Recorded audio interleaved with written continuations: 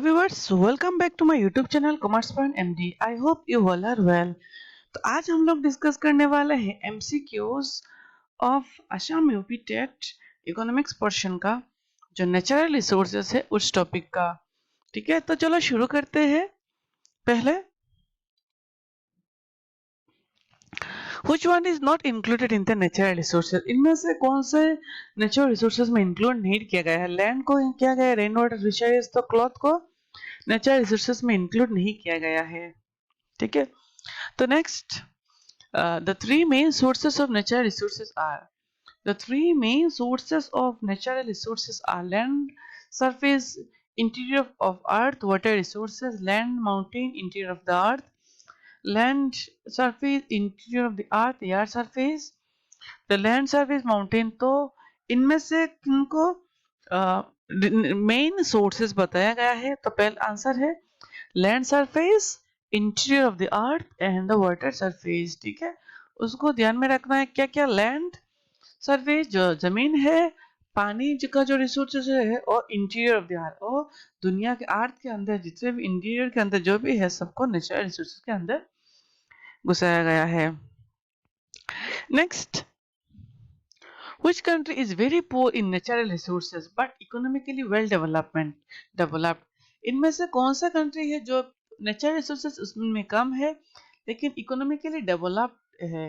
ठीक है, तो अफ्रीका भी बहुत नेचुरल रिसोर्सेज है, इंडिया का भी है, पाकिस्तान का भी है। आंसर है जापान। जापान का नेचुरल रिसोर्सेज बहुत कम है लेकिन वो भी बहुत डेवलप्ड कंट्री है। Which one is not a non renewable resources? इनमें से कौन सा जो रिसोर्सेस है जो नॉन रिन्यूएबल है? नॉन रिन्यूएबल का मतलब है जो रिसोर्सेज हम लोग एक बार इस्तेमाल करने के बाद बार बार इस्तेमाल नहीं कर सकते हैं, उस रिसोर्सेज को हम लोग नॉन रिन्यूएबल रिसोर्स बोलते हैं। तो वाटर को भी कर सकते हैं, सोलर को भी, फॉरेस्ट को भी। तो आंसर है मिनरल रिसोर्सेज, जो इसके इस्तेमाल करने के बाद हम उसको बार बार इस्तेमाल नहीं कर सकते हैं। The per capita agricultural land of India कितना है? The per capita the agricultural land of India is 0.26 hectares। ठीक है, the percentage of land of in land area of India of the total land is the percentage of land area of the total land is 2.4%।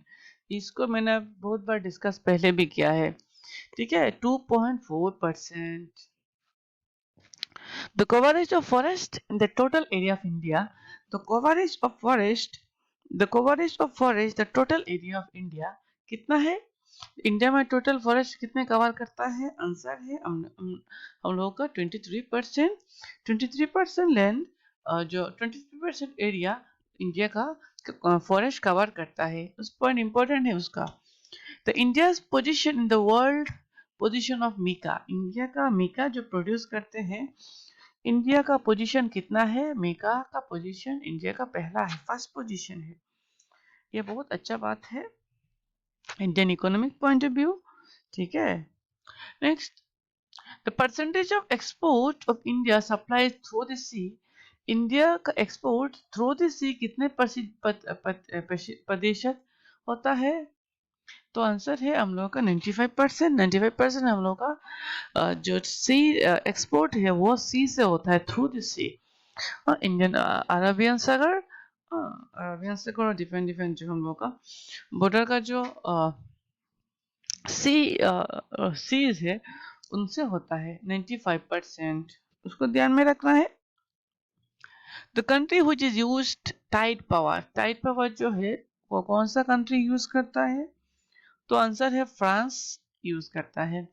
The percentage of land area of Assam is the total land area of India. The percentage of Assam का जो total land area है तो वो पूरा India का कितना percentage है? तो है आंसर नंबर है सी 2.3%। 23% जो लैंड एरिया है वो क्या है? असम का जो लैंड है इंडिया का। तो objective of new mineral land area not forest area की बात कर रहे हो, land area. The objective of new mineral resources policy, जो देश का जो न्यू मिनरल पॉलिसी है उस न्यू मिनरल पॉलिसी का ऑब्जेक्टिव क्या है? encourage flow of private investment, make free about 13 mineral resources for private sector, encourage the survey about the possibility of mineral resources. तो आंसर नंबर डी है। इन सब point important है, सब objective है। National mineral policy 1993, तो ये question भी आ सकता है। तो नेशनल मिनरल पॉलिसी कब हुआ था? 1993, ठीक है। इस डेट का भी इंपॉर्टेंट है, उस डेट को भी आपको याद रखना है। तो चलो नेक्स्ट क्वेश्चन पे जाते हैं। नेक्स्ट क्वेश्चन हम लोग का क्या है? The percentage of land area of north east India, मैंने पहले डिस्कस किया था। आसाम का भी हम लोग डिस्कस करेंगे। Land area of total land area of India, India का टोटल लैंड एरिया का कितने परसेंटेज आसाम से नॉर्थ ईस्ट इंडिया से है? तो आंसर है 7.7%। और हम लोग का जो लैंड एरिया था आसाम का, मैंने अभी डिस्कस किया था, कहा गया ये क्वेश्चन, आसाम का है 2.3%। 2.3% आसाम का है इंडिया का टोटल लैंड का परसेंटेज, और जो नॉर्थ ईस्ट का है वो है 7.7%। 7.7%, ठीक है। तो उस बात को ध्यान में रखना है। Next, which is not the basic objective of social forestry, social forestry का कौन सा बेसिक ऑब्जेक्टिव नहीं है इनमें से? To maintain climatic balance of the country, to save country from pollution, plantation of tree in public places, to cut the trees तो cut the trees तो कभी भी ऑब्जेक्टिव नहीं है सोशल फॉरेस्ट्री का, ठीक है। To cut the trees and mountain को कट नहीं करना है, यह सब ऑब्जेक्टिव है और ये ऑब्जेक्टिव नहीं है, ठीक है। Which metal is known nowadays known as wonder metal? wonder metal, जो मेटल बहुत इंपॉर्टेंट है उसको तलाश करने में, वो बहुत इंपॉर्टेंट है, वो है बॉक्साइट। क्या वो? Bauxite. Digboi world refinery, the Digboi world refinery were establishment in, Digboi जो वर्ल्ड इंडिया का जो रिफाइनरी है, ऑयल रिफाइनरी, वो 1920 में बिफोर इंडियन इंडिपेंडेंस उसको एस्टेब्लिशमेंट किया गया था, ठीक है।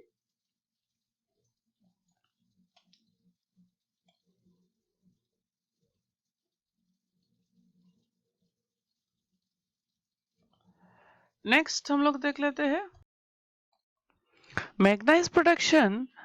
In the manganese production, the Indian position in the world is, जो मैग्नाइज है उसका पोजीशन इंडिया में कितना है? सेकंड पोजीशन है। कितना है? Second position. The Coal India Limited, the Coal India Limited was established by the government of India in 1975 में कोल इंडिया लिमिटेड एस्टेब्लिशमेंट किया गया था गवर्नमेंट ने। In the production of mica the India's position, mica production में India का position कितना है? India का पोजीशन है first position. Which is not the objective of new forest policy, इनमें से न्यू फॉरेस्ट पॉलिसी जो है कब क्या है? 1988। याद में रखना है कि 1988 में न्यू फॉरेस्ट पॉलिसी को बनाया गया है, पॉलिसी को एस्टेब्लिशमेंट किया गया है। और इसमें से कौन सा ऑब्जेक्टिव नहीं है फॉरेस्ट पॉलिसी का?